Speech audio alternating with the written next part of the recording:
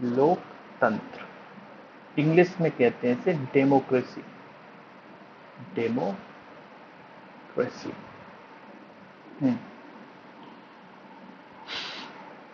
लोकतंत्र, आप एक शब्द देखें, मैंने हमेशा जोर देना है किस पे, शब्द पे, शब्द पकड़ने हैं बस।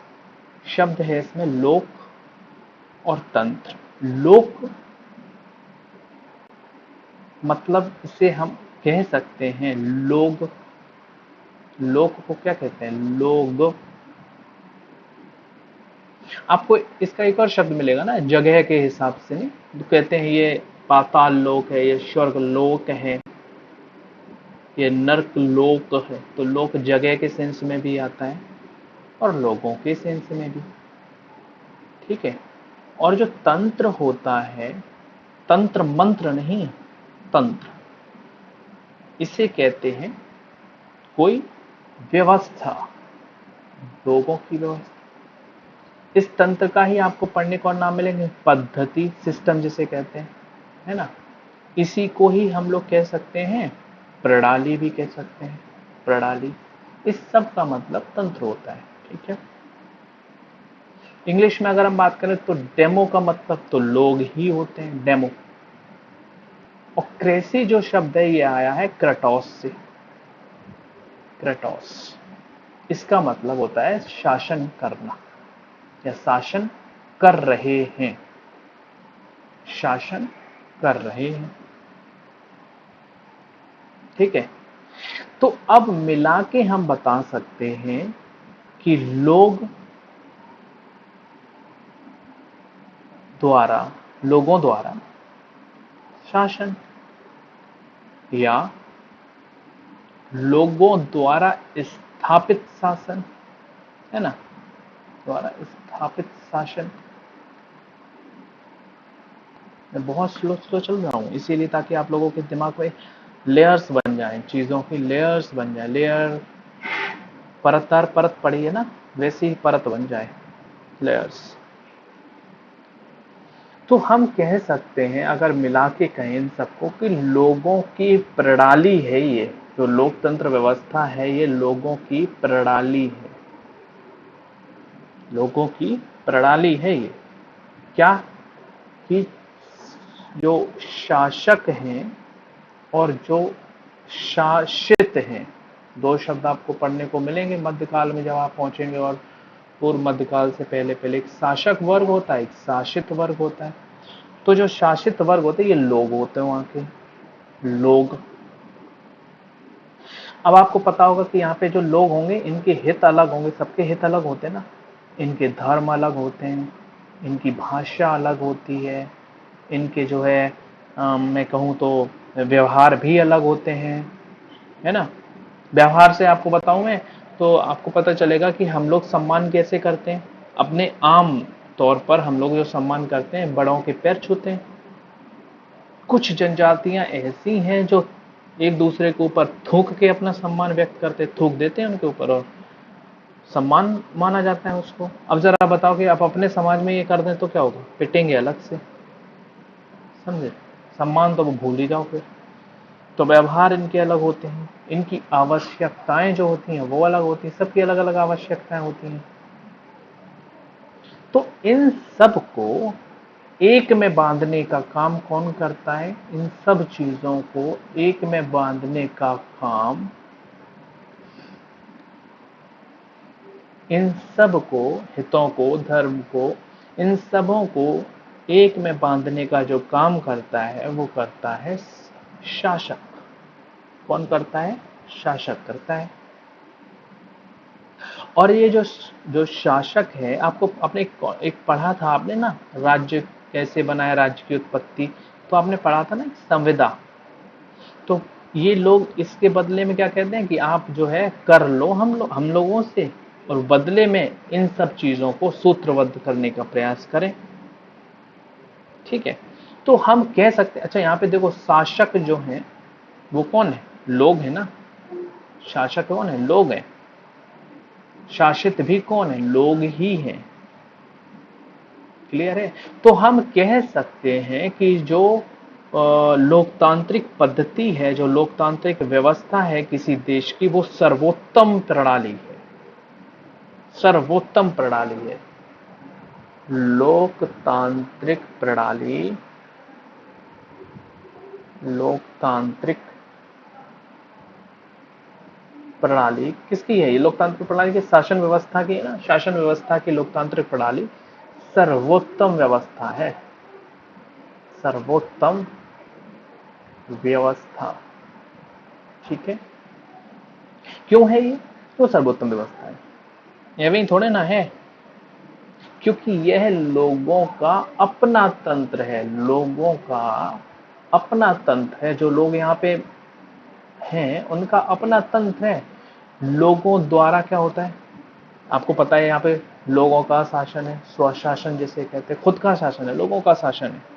स्वराज है, अपना राज्य है, अपने द्वारा व्यवस्थाएं हैं, जो चीजें लागू करेंगे हम खुद करेंगे। ठीक है, आपने एक शब्द, एक वाक्य है सुना हुआ, अब्राहम लिंकन का है, जो लोकतांत्रिक प्रणाली की जो परिभाषा के रूप में उद्धृत किया जाता है, वो है by the people, of the people, by the people, of the people, for the people. ये अब्राहम लिंकन ने कहा था। मतलब क्या है? बाय द पीपल होता है लोगों द्वारा,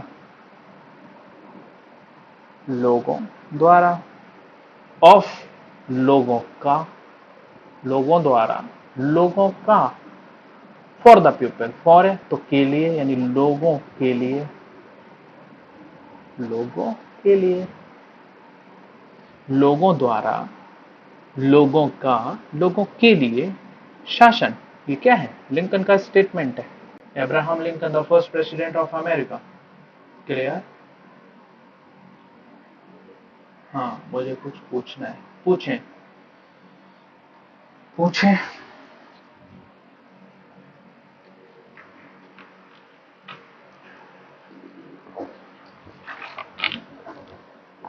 पूछें, क्या पूछना है आपको? किस चीज की उत्सुकता हो रही है आपको पूछने की?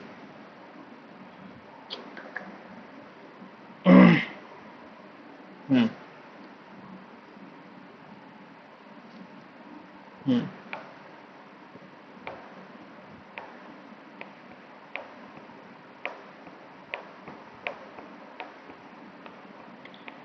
मैं सोच रहा हूँ सारे क्वेश्चन लास्ट में करते हैं, अभी आपका क्वेश्चन नहीं आया। हाँ, लिंकन जब इंडिया आए थे तो हम्म,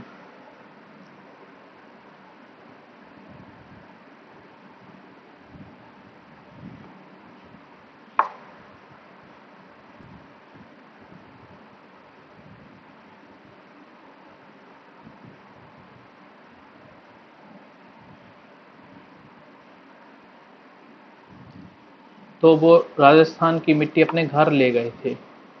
उनकी मम्मा ने बोला था राजस्थान, क्या?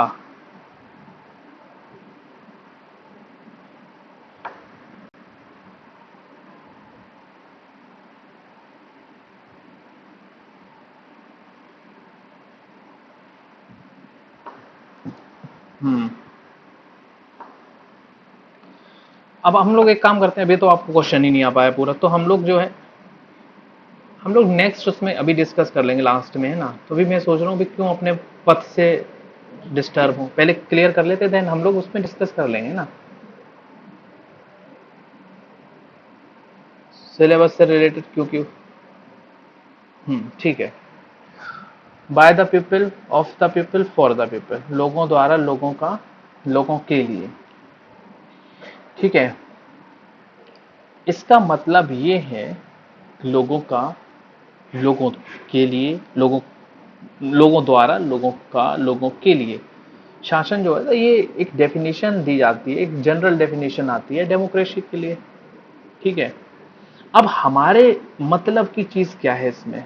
तो हमारे मतलब की चीज इसमें है, फर्स्ट ऑफ ऑल आपको पता होगा कि लोगों के द्वारा, तो हमारे यहाँ पर, हमारे भारत देश में लोकतंत्र में जो लोगों द्वारा होता है ना, वो विधायिका को इंडिकेट करता है। किसको इंडिकेट करता है? विधायिका को। अभी ये शब्द मत पकड़ना है ना, विधायिका क्या होता है, ये सब वन बाय वन डिटेल में चलेंगे। अभी सिर्फ समझ लें, अगर आपको ओवरव्यू देना तो विधायिका को लेजिस्लेचर कहते हैं। विधायिका का मतलब वो चीज जहां विधायन, जो विधायन करते हैं, यानी जो कानून बनाते हैं। अभी इतना समझ लें, विधायिका का मतलब वो होता है जो कानून बनाते हैं। तो लोगों द्वारा, यानी लोगों द्वारा ही ये चुने जाते हैं विधायिका के लोग जो होते हैं। ये क्या करते हैं? ये कानून का निर्माण करते हैं, कानून का निर्माण करते हैं।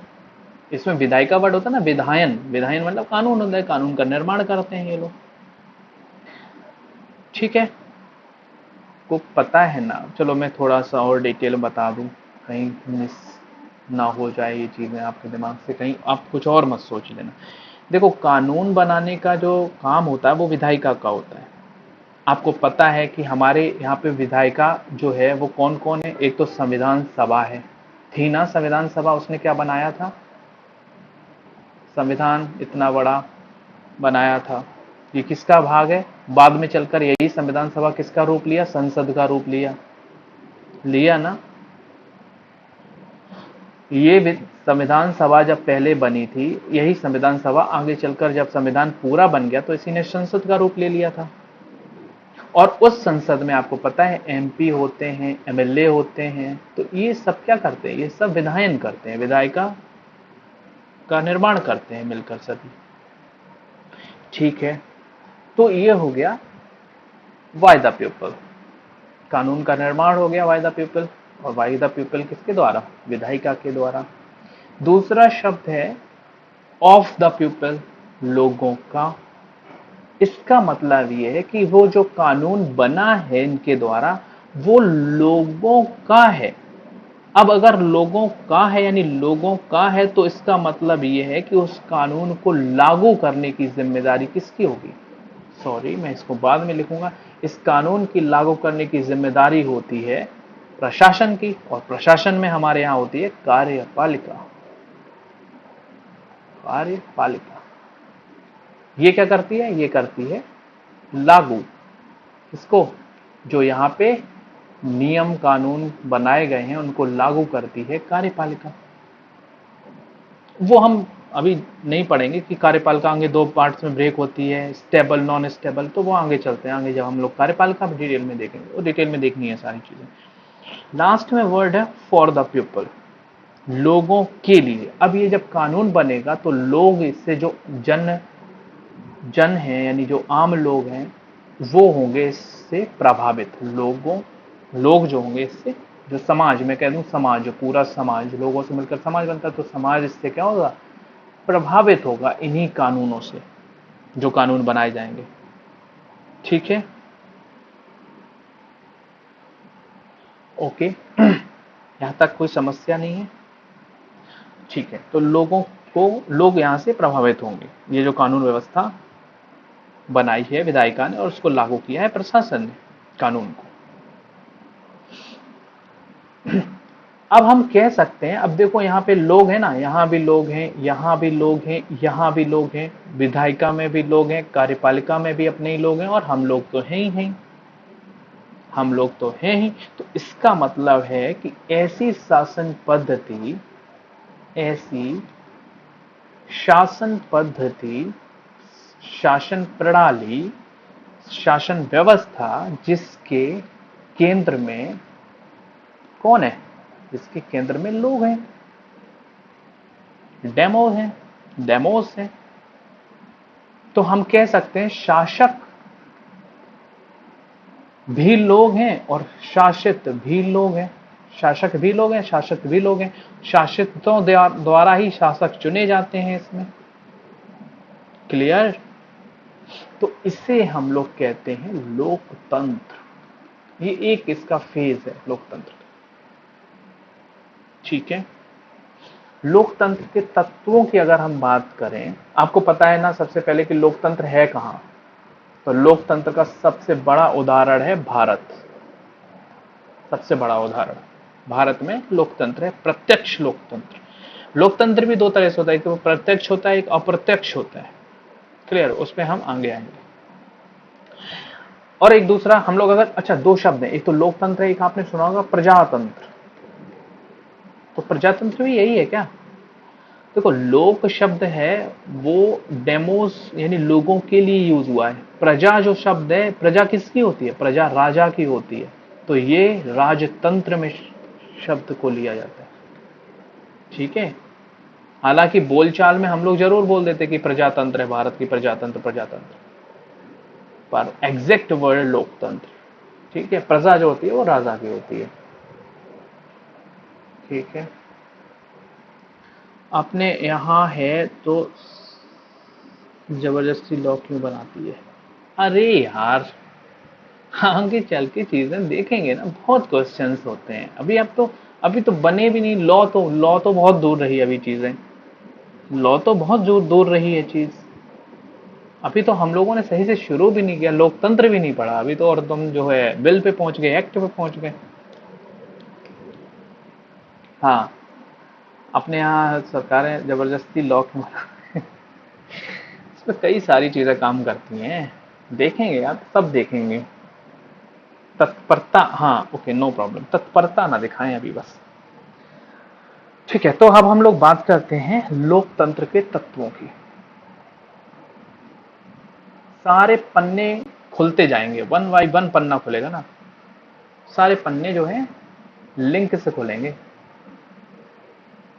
लोकतंत्र के तत्व, एलिमेंट्स ऑफ डेमोक्रेसी। देखो लोकतंत्र के तत्व, तीन तत्व हैं बहुत ही इंपॉर्टेंट। अगर ये तीन तत्व किसी समाज में है तो वो कहीं ना कहीं लोकतंत्र की व्यवस्था अपने आप में समाहित किए हुए है। पहला तत्व, पहला तत्व जो है वो है समानता, इक्वलिटी। ठीक है, इसको डिटेल में देखेंगे अभी, है ना, अभी मैं सारे तत्व बता दूं। दूसरा तत्व जो है वो है स्वतंत्रता, फ्रीडम। तीसरा तत्व जो है और आखिरी तत्व है वो है न्याय। स्वतंत्रता, समानता और न्याय, ये तीन तत्व लोकतंत्र के लिए निहायत ही जरूरी है। और आपको पता है ये तीनों तत्व हमें कहां से मिले हैं? तीनों तत्व जो हैं ये मिले हैं आधुनिक युग में, आज के युग में। अगर ये लोकतंत्रों के जो तत्वों की बात हम कर रहे हैं, समानता, स्वतंत्रता, न्याय, तो ये हमें मिले हैं फ्रांस की क्रांति से। फ्रांस की क्रांति से। तभी तो मैं पॉलिटी जो है ना हिस्ट्री के बाद शुरू करने वाला था, लेकिन सिलेबस कंप्लीट करना है, बहुत बड़ा सिलेबस है, एग्जाम पास में है, सी आप लोगों की दुहाइयां आ रही थी, तो इस वजह से मुझे स्टार्ट करना पड़ा। तो फ्रांस की क्रांति, अब आपको वेट करना पड़ेगा जब तक फ्रांस की क्रांति नहीं पढ़नी है ना। तो फ्रांस में क्रांति हुई थी, उस क्रांति से उनकी जो मांगे थी समानता, स्वतंत्रता और न्याय, ये मांगे थी उनकी। हालांकि फ्रांस की जो क्रांति हुई थी उसमें जो एग्जैक्ट वर्ड थे वो थी समानता, फ्रांस की क्रांति की बात कर रहा हूं। दूसरा स्वतंत्रता, और तीसरा जो शब्द था वो न्याय ना होकर उनके में था बंधुत्व।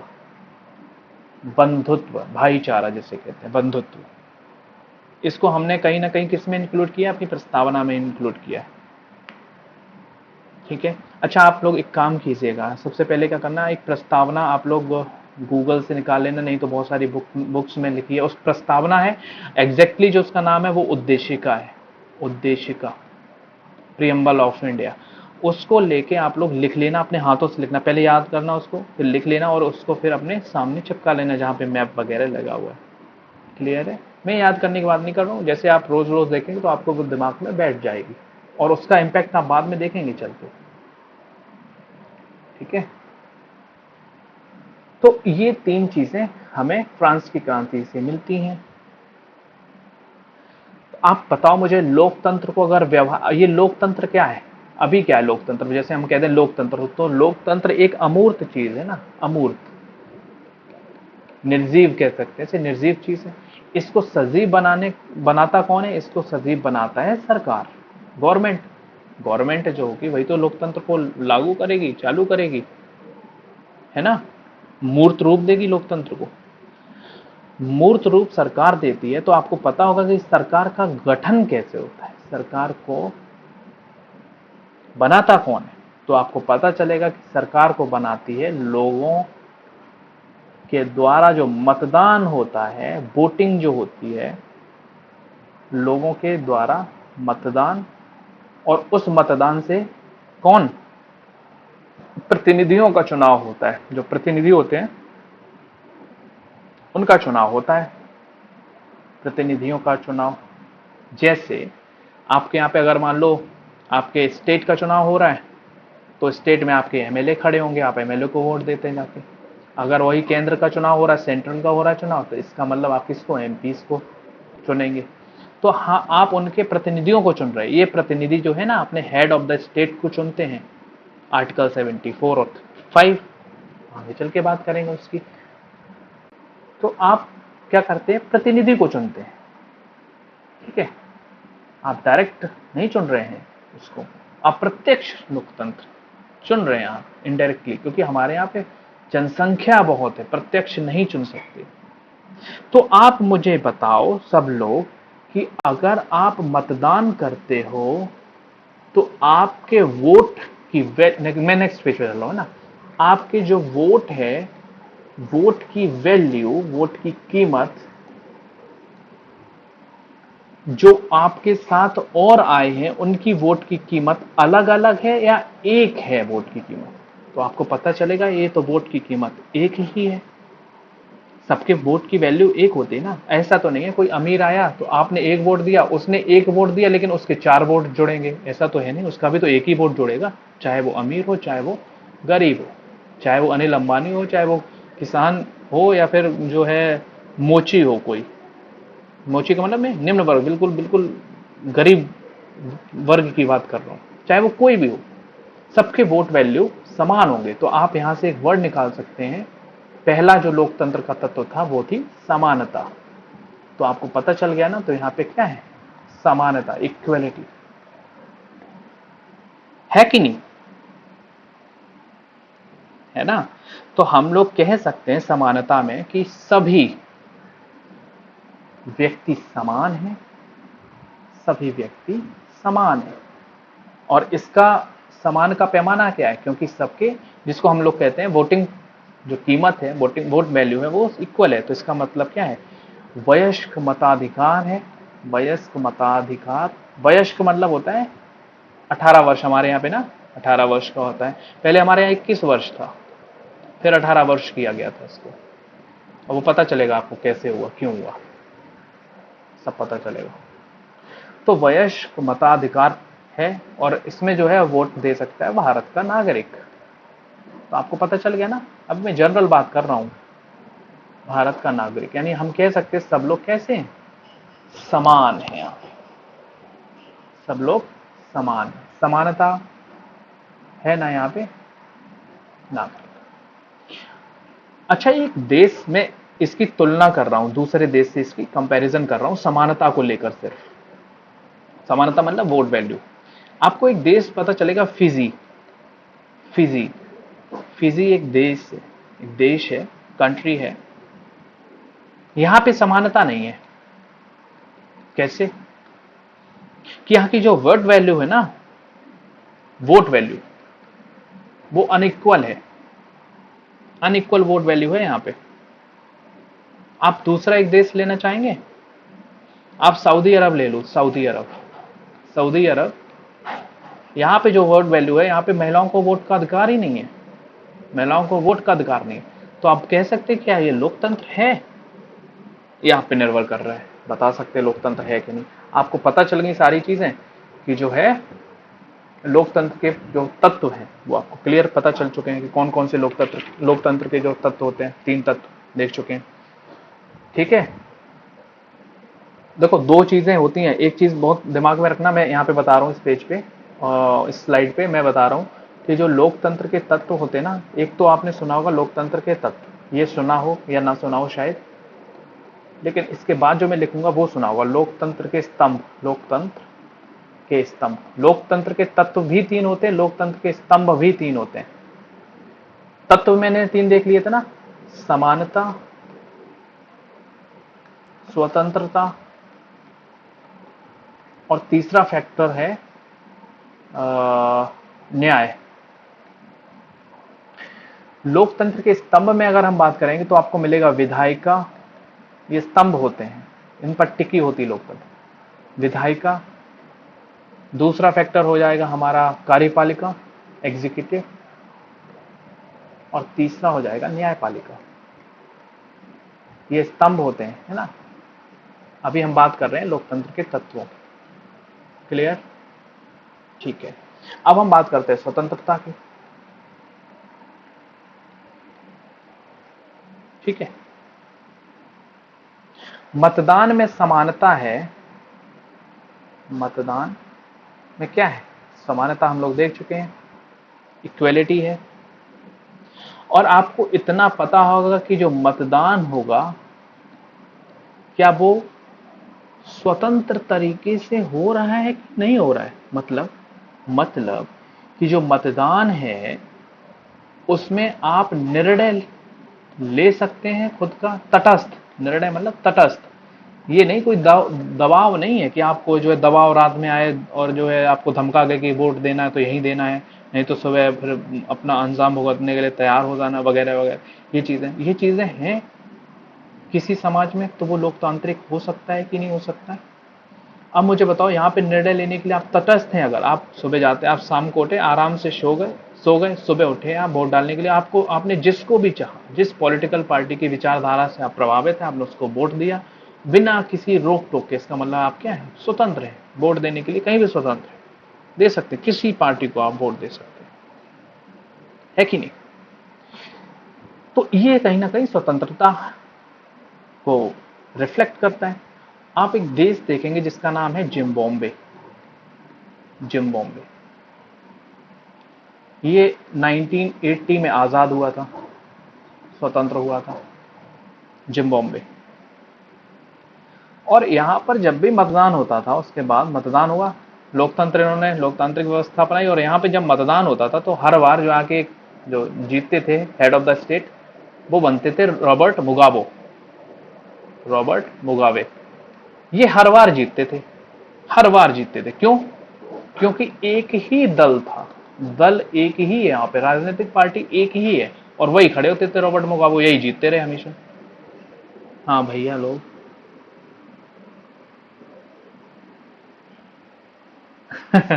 ओके, एक ही दल होती थी, है ना। अब पाकिस्तान का उदाहरण ले लें। पाकिस्तान जो है, स्वतंत्रता पे मैं ही उदाहरण दे रहा हूं। अब बताओ मुझे, यहाँ पे खुद बताओ, जहां एक मतदान हो रहा है, एक ही दल है, तो आप क्या स्वतंत्र हैं वोट देने के लिए? अब सीधी सी चीज है, आप वोट देंगे और किस पार्टी को देंगे? जब पार्टी एक ही है, हम तो वहीं वोट देना ही पड़ेगा, उस पार्टी को, उसी दल को वोट ही देना पड़ेगा मुझे। तो कहीं ना कहीं ये स्वतंत्रता है, पर छद में स्वतंत्रता है ना, कहीं ना कहीं ठगी हुई स्वतंत्रता टाइप की है। पाकिस्तान में ले लो आप, 1999 यहां पे क्या हुआ, तख्ता पलट हुआ। आपने नाम सुना होगा जनरल मुशर्रफ, जनरल मुशर्रफ, ठीक है, केंद्र में आई। फिर उसके बाद 2002 में जनमत चुनाव हुआ, यहां पे चुनाव हुआ यहां पे। जब चुनाव हुआ तो आपको पता होगा कि जीता कौन, जनरल मुशर्रफ।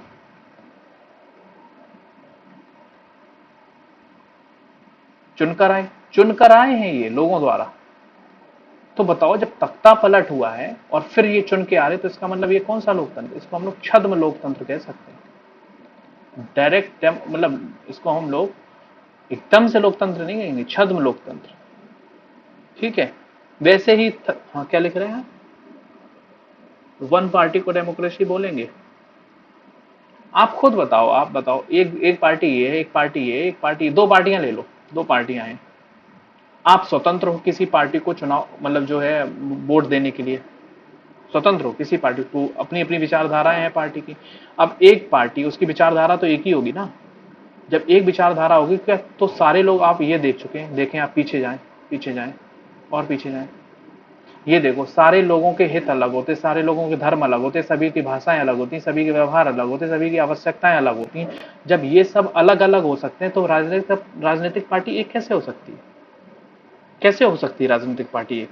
क्या वो एक राजनीतिक पार्टी अगर वो एक राजनीतिक पार्टी सारे काम करने के लिए सक्षम है तब तो ठीक है लोकतंत्र। तो ऐसी तो आदर्शतम स्थिति हो सकती है ना, ऐसा तो इम्पॉसिबल है कि सारी एक एक पार्टी है, वो हिंदू को भी सपोर्ट करी, वो मुस्लिम को भी सपोर्ट करी, सबको सपोर्ट करे दे रही है।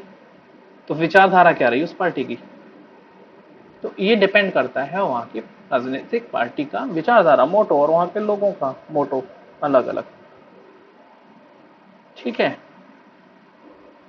स्वतंत्रता का मतलब है, देखो, स्वतंत्रता का मतलब है सबसे पहले अपने बारे में निर्णय लेना, अपने बारे में निर्णय लेने के लिए स्वतंत्र होना।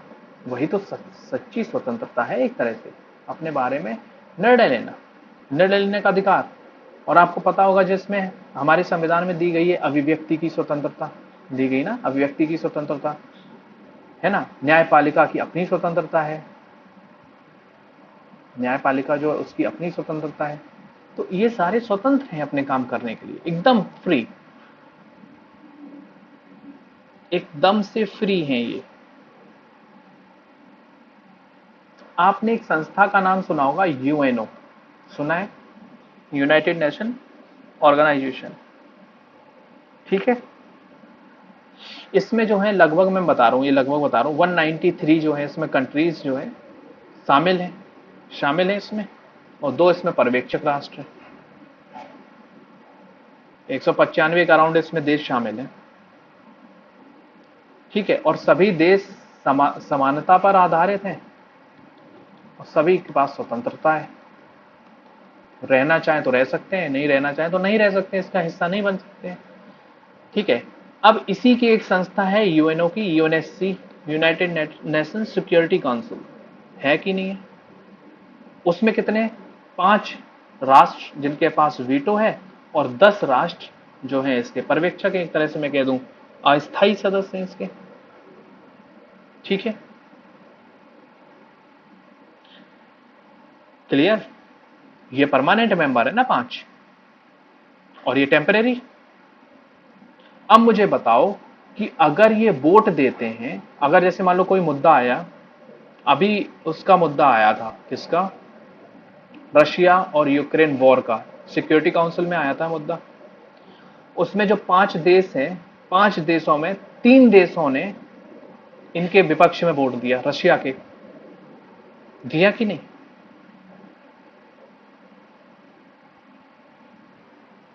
इसको छोड़ दो, मैं, आधे लोग तो परिचित ही नहीं होंगे इससे, दूसरी चीज ले लो।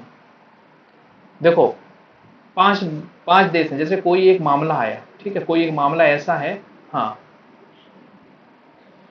हाँ, ठीक है, वो 5 देश, हम लोग जब आगे चलेंगे तो सारे नाम जान लेंगे, अभी नाम जानने की जरूरत नहीं है क्योंकि उलझ जाएंगे ना, चीजें उलझ जाएंगी फिर। तो यहां पे क्या है कि हमारे 5 जो देश हैं यूएनएससी में, उसमें अगर कोई भी मामला आता है और 4 लोग असहमत हैं उससे, और अगर एक लोग असहमत है, अगर वो वीटो कर दे उस पर, तो वो मामला खारिज हो जाता है, हो जाता है कि नहीं हो जाता? तो ये बताओ, ये लोकतंत्र है? ये लोकतांत्रिक व्यवस्था है यहाँ पे? बिल्कुल नहीं है। 4 लोग एक तरफ है, एक अकेला एक तरफ है, और उसने खारिज कर दिया, तो ये लोकतांत्रिक कहां हो सकती व्यवस्था? कॉमन सेंस है, ये हो ही नहीं सकती। ठीक है।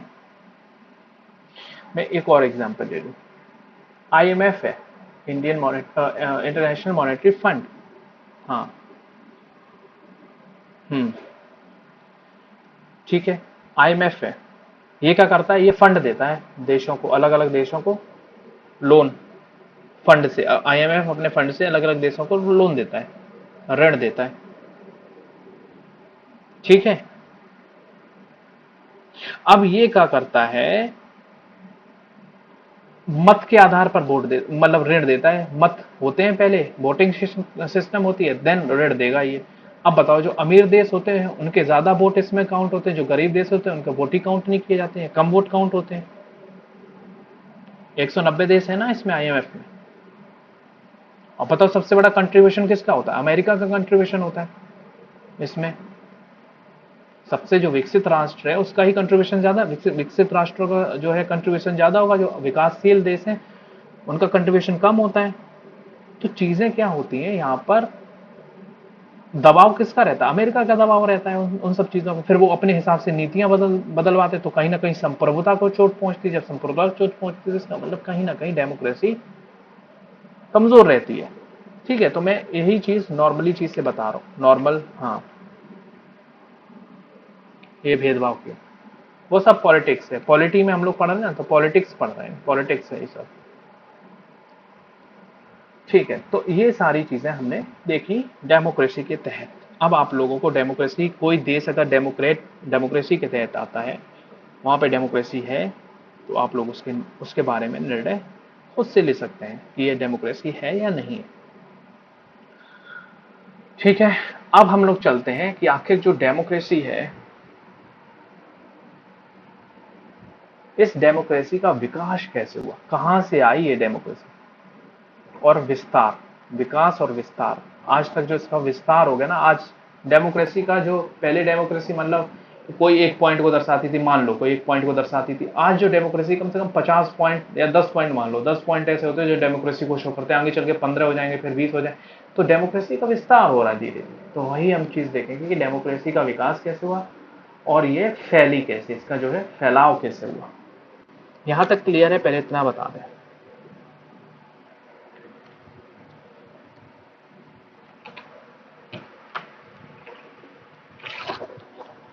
हम्म।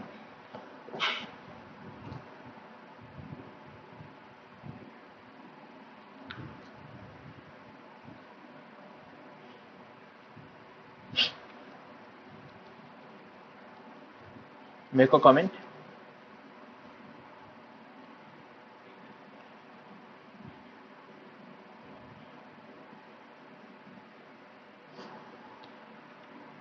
यस। अच्छा, आपको समझ में आ गया है ना? क्लियर। एक बार रिवाइज करा दूं क्या पीछे वाली चीजें?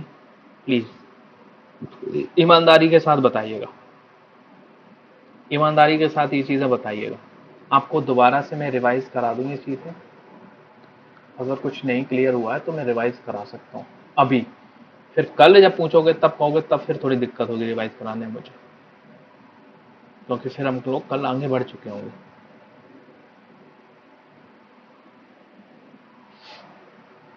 हम्म।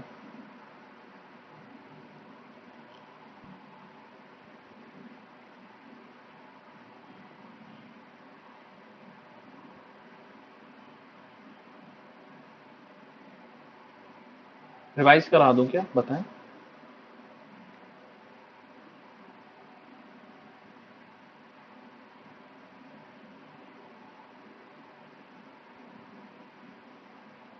करवा दो, ओके, मैं करवा दूंगा। ठीक है, तो हमने देखा फॉर्म ऑफ गवर्नमेंट, ये हमने कल देखा था। आज देखो, लोकतंत्र में दो बातें निहित थी, एक था लोक, एक था तंत्र। लोकतंत्र, ठीक है। तंत्र का मतलब, लोक का मतलब लोग होते हैं, तंत्र का मतलब व्यवस्था होती है, पद्धति होती है, प्रणाली होती है।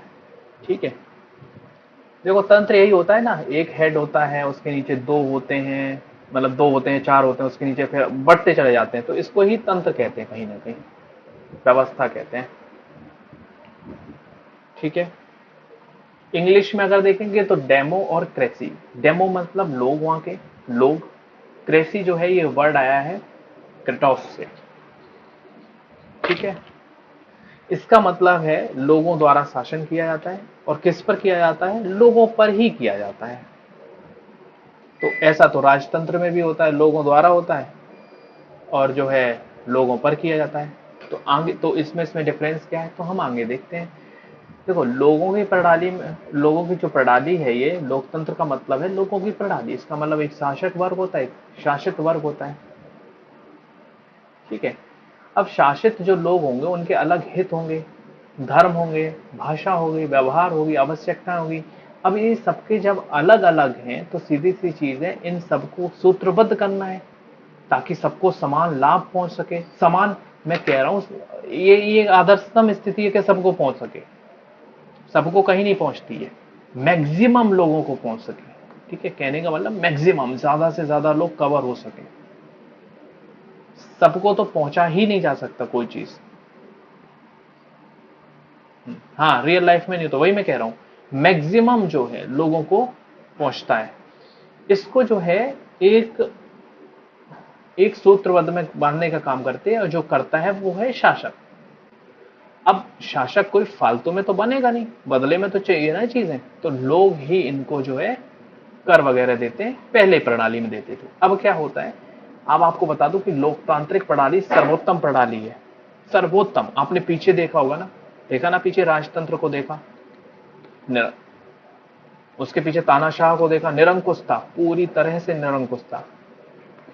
जब 1995 1975 में, जब 1975 में इमरजेंसी लगा था, आपातकाल की घोषणा हुई थी, तब लोगों को चीजें समझ में आ गई थी समझ में कि हम कैसे रहते हैं और कैसे रहना चाहिए कि समाज में रह रहे हैं। तब उन्होंने, और उसका इंपैक्ट हमें देखने को मिला। उसके बाद इसका इंपैक्ट हमें देखने को मिला, और वो मिला मुझे नेक्स्ट इलेक्शन में। जब इलेक्शन हमारा हुआ तो उसमें हमें देखने को मिली चीजें ये, कि इंदिरा गांधी जो थी वो हार गई, अपनी सीट तक नहीं बचा पाई। जो उनकी सीट थी रायबरेली से, वो चुनाव लड़ती थी, वो भी नहीं बचा सकी। ये था जबरदस्त इंपैक्ट 1975 का। तो बताओ, जब तानाशाही यहाँ पे, तो कैसे सांस लेते होंगे। तो वही चीजें सामने आई फिर, कैसे कि एक शब्द दी, एक धारणा आती थी, पहले चलती थी, अभी भी चलती है, सर्वमान्य है, by the people, of the people and for the people. लोगों द्वारा, लोगों का, लोगों के लिए। लोगों द्वारा यानी विधायिका के लोग, इनके द्वारा ही नियम कानून बनाए जाते हैं। भाई, कोई अगर राज्य है तो बिना नियम कानून के कैसे चल सकता है। आपका परिवार है, परिवार ही ले लो, राज्य की सबसे छोटी कई परिवार होती है, वहां जोड़ दो सारी चीजें, बिना नियम कानून की चीजें चल सकती हैं। आपको पता है ना, परिवार में एक हेड होता है, उसकी बातें सुनते हैं सब लोग। अब सोचो, सब अपनी अपने मन की करने लगे तो क्या हो जाएगी, एक अराजकता फैल जाएगी ना सब में। सब अपनी अपनी तान रहे हैं, ये कह रहे हैं हम नहीं नहीं ये होगा, ये होगा, ये अपनी कह रही है ये होगा, कोई किसी की नहीं मान रहा है। तो क्या होता है, नियम कानून। तो नियम कानून होने के लिए आपको पता है, उसके ऊपर एक लिखित चीजें होनी चाहिए। तो एक्ट बनती है, और एक्ट बनाते हैं विधायिका। विधायिका ये काम करती है। फिर वो जो नियम कानून बन गए, उनको लागू भी तो कराने में प्रॉब्लम आएगी, तो लागू कराने की जिम्मेदारी सौंप दी गई कार्यपालिका को। जो आईएएस आईपीएस इसी में आते हैं, वही लागू कराते हैं। ठीक है, आईएएस आईपीएस भी आते हैं, उनके साथ जो मंत्रालय होते हैं वो भी आते हैं, आगे चल के पता चलेगा। तो ये कार्यपालिका होती है। अब क्या होता है, ये सब किस पे लागू होता है, ये सब अगर लागू हुआ तो प्रभाव किन पर होगा, समस्त जनता पर। जो भी जनता है, जो भी समाज है, उस पर प्रभाव होता है इसका। तो मैं कह सकता हूं कि अब देखो, यहाँ पे भी लोग हैं, यहाँ पे भी लोग हैं, सब जगह लोग ही लोग हैं। लोग ही कानून बना रहे हैं, लोग ही पालन करवा रहे हैं, लोग ही पालन कर रहे हैं। तो इसका मतलब ये है कि ऐसी शासन व्यवस्था जिसके केंद्र में कौन है, लोग। शासित भी लोग हैं, शासक भी लोग हैं, शासित शासित ये सब लोग ही हैं। जब लोग हैं तो सीधी सी चीज है। अब हम बात करते हैं लोकतंत्र के तत्वों की। तो आपको पता चल जाएगा जो लोकतंत्र का तत्व, उसमें सबसे अहम 3 तत्व हमने बात की, सबसे महत्वपूर्ण 3 तत्वों की, जिसमें पहला है समानता, स्वतंत्रता दूसरा तत्व है, और जो तीसरा तत्व है वो है न्याय। फ्रांस की क्रांति हुई थी, तो फ्रांस की क्रांति में जो है 1789 के अराउंड क्रांति हुई थी। तो इसमें जो है समानता, स्वतंत्रता और बंधुत्व, ये 3 नारे एक तरह से कह सकते हो, जो वहां के नारे थे, समानता दो, स्वतंत्रता दो और बंधुत्व। तो उन्हीं से ये सारे शब्द को लिया गया है। तो लोकतंत्र जो है, लोकतंत्र में जो सरकार होती है वो गठित होती है, क्योंकि लोकतंत्र को हमें क्या है, लोकतंत्र ऐसे थोड़े ना बनती है, लोकतंत्र को रूप दिया जाता है, लोकतंत्र बनाई जाती है। और बनाता कौन है, जब वहां के लोग वैसे होंगे, चुने जाएंगे ना लोग। तो अब क्या हुआ, लोगों द्वारा सरकार चुनी जाती है, तो फिर वो लोकतंत्र का रूप, लोकतंत्र जो है अभी अमूर्त रूप में थी, उसको मूर्त करती है। मूर्त कैसे करेगी, लोकतंत्र में बातें होती ना समानता की, तो समानता कैसे ऐसे ही मिल जाएगी। भाई सरकार आएगी, सरकार नियम बनाएगी, ऐसे नियम बनाएगी सबको समानता मिले, है ना। हमारे जो मौलिक अधिकार हैं वो सब इन्हीं चीजों पे तो डिपेंडेंट है। मौलिक अधिकार बनाए गए हैं तो किसने बनाए? संविधान ने बनाए थे, हमारी संविधान सभा ने। तो लोकतंत्र सरकार, लोकतांत्रिक जो सरकार होती है जब गठित होती है तो लोगों द्वारा मतदान होता है, और लोग जब होते हैं, लोग जैसे मान लो कोई सरकार आई, सरकार नहीं आई, कोई लोग कैंडिडेट खड़े हुए हैं, ठीक है, एक ये पार्टी, एक ये पार्टी, एक ये पार्टी, बीसी, तीन पार्टियां हैं। इनकी विचारधारा है कि हम जो है, इन्होंने जनता का रुख किया, जनता के यहाँ घूमे फिरे तो इनको पता चला कि यहाँ पे पानी की व्यवस्था खराब है, तो इन्होंने नारा दिया कि पूरे देश में पानी की जो है व्यवस्था की जाएगी। सबसे ज्यादा इनको यही मुद्दा मिला पानी को लेकर। बी पार्टी थी, उसने क्या किया, इन्होंने लालच दिया और इन्होंने किसानों की स्थिति देखी, इन्होंने कहा किसानों को जो है फ्री बिजली मिलेगी, फ्री बिजली की व्यवस्था करा दी इन्होंने। उसके बाद सी आया, उसने कहा हम ऐसी योजनाएं बनाएंगे, इसने योजनाओं पर बल दिया कि सबको रोजगार मिलेगा, रोजगार का मुद्दा उठा लिया इन्होंने। तो अब चीजें देखी इन लोगों ने, आपस में बांट ली चीजें, आपस में मतलब अलग अलग, अपनी दौरा जब करते हैं ना तो यही चीजें देखते हैं। तो उन्होंने क्या किया, ये सारी चीजें देखने के बाद उन्होंने अपना एक घोषणा पत्र बनाती है, सरकार क्या करती है, घोषणा पत्र बनाती है, और वो चुनाव से पहले घोषणा पत्र बनता है, मैनिफेस्टो जिसे कहते हैं, और घोषणा पत्र में ये सारी चीजें मेंशन करते हैं, और फिर वो लोगों तक पहुंचती हैं चीजें, पेपर, न्यूज़पेपर के थ्रू। जब लोग वो देखते हैं कि ये ऐसी योजना कर रही, तो लोग जिससे भी प्रभावित होंगे, मान लो सी से ज्यादा प्रभावित हो रहे, ए से ज्यादा प्रभावित हो रहे, बी से ज्यादा प्रभावित, वोटिंग करते हैं। अब जब वो चुनकर आ जाएंगे तब फिर जनता मांग करेगी ना, भैया तुमने वादे ऐसे किए तब निभाओ उनको पूरा, और सरकार निभाती भी है ना, क्योंकि ये तो सिर्फ 5 साल का मामला है ना। अगर नहीं निभाओगे तो अगले 5 साल में उठा के फेंक दिया जाएगा तुमको, जनरल सामान्यता, फिर दूसरी चीज दूसरे को मौका देंगे यहाँ पे, है कि नहीं। तो इनको भी तो जवाबदेह बनना है कि हमने देखो 5 साल में ये किया ना, जो तुमसे वादा किया था वो पूरा निभाया हमने वायदा। तो ये सारी चीजें जस्ट अ मिनट, मेरा स्लाइड, हाँ, तो ये सारी चीजें, इनके आधार पर जनता मतदान करती है और उनका चुनाव करती है, फिर बनती है सरकार। अब बताओ, सरकार बनने के लिए, सरकार बनने से पहले जो वोट सब डालते हैं, सबकी वोट की कीमत एक होती है, तो आपको पता है कि सब समान हमारे यहाँ पे ट्रीट किए जाते हैं, सबकी जो वोट वैल्यू समान होती है, वयस्क मताधिकार जैसे कहते हैं। जो वयस्क होगा वो वोट देगा ही देगा। वयस्क मतलब हमारे 18 साल है, राजीव गांधी के टाइम पे इसको चेंज किया गया, 21 से 18 किया गया था संविधान संशोधन, ठीक है। उसके बाद जो भी भारत का नागरिक है वो इसमें वोटिंग कर सकता है। तो वोट देखो समानता। अब फिजी जैसे देश है, अब बताओ मुझे, एक फिजी देश है जिसमें समानता के आधार ये है कि वहां पे वोटिंग जो है सबको समान अधिकार नहीं है वोटिंग का, किसी की वोट वैल्यू ज्यादा है, किसी की कम वोट वैल्यू है। वैसे ही सऊदी अरेबिया, यहाँ पे तो महिलाओं को वोट देने का अधिकार ही नहीं है सऊदी में। तो क्या ये लोकतंत्र की श्रेणी में आते हैं? प्रश्न है। लेकिन वो अपने आप को लोकतांत्रिक देश कहते हैं। क्राउन चलता है, सॉरी, वो तो लोकतांत्रिक नहीं कहते, वो क्राउन कंट्रीज। हाँ, नहीं, ठीक है। अब इसके बाद जो मैंने आगे देखा, वो देखा सेकंड तत्व इसका, वो है स्वतंत्रता। सेकंड तत्व देखा हमने, इसका जो एलिमेंट था वो था स्वतंत्रता। ओके, पाकिस्तान का भी मैंने उदाहरण दिया था। स्वतंत्रता वाली स्लाइड तो आ गई है, हाँ ये है स्वतंत्रता। इसका मतलब ये है कि अपने बारे में निर्णय लेने की, जो निर्णय स्वयं ले सके। मेरा निर्णय एकदम किसी से प्रभावित नहीं है निर्णय, आप खुद बताओ, आप हो, ठीक है, आपसे कहा गया कि तुम्हें जो है एक चॉइस दे दी गई, घर वाले जो हैं उन्होंने कहा कि तुम्हें इसी लड़की से या इसी लड़के से शादी करनी है,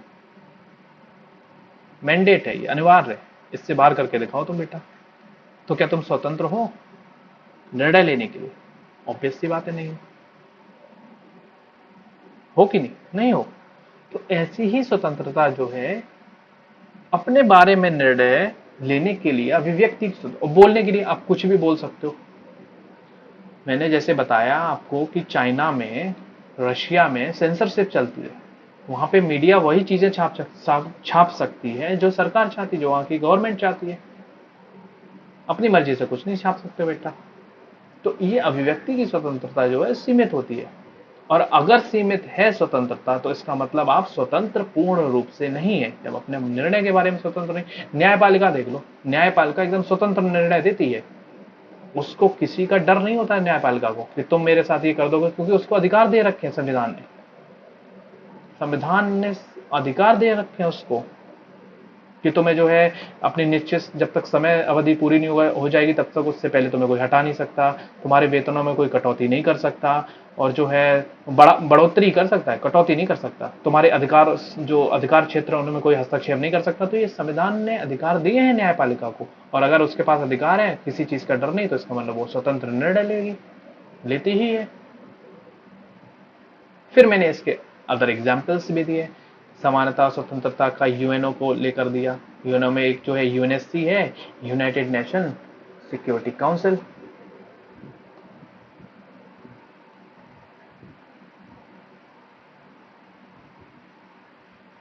सिक्योरिटी काउंसिल, उसमें जो होते हैं 5 सदस्य होते हैं, परमानेंट सदस्य होते हैं ये,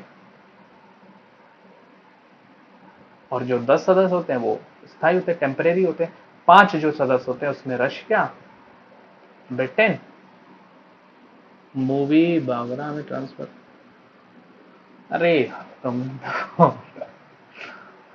Britain, France, USA, Russia, Russia हो गया ना, चाइना। तो ये 5 पावर्स हैं, 5 वीटो पावर है। अब क्या करता है, मान लो कोई एक मुद्दा आया और उस मुद्दे पर इन सभी को विचार करना है, तो 5 में से ये 4 जो थे ऊपर के ये सहमत है, ये सहमत है।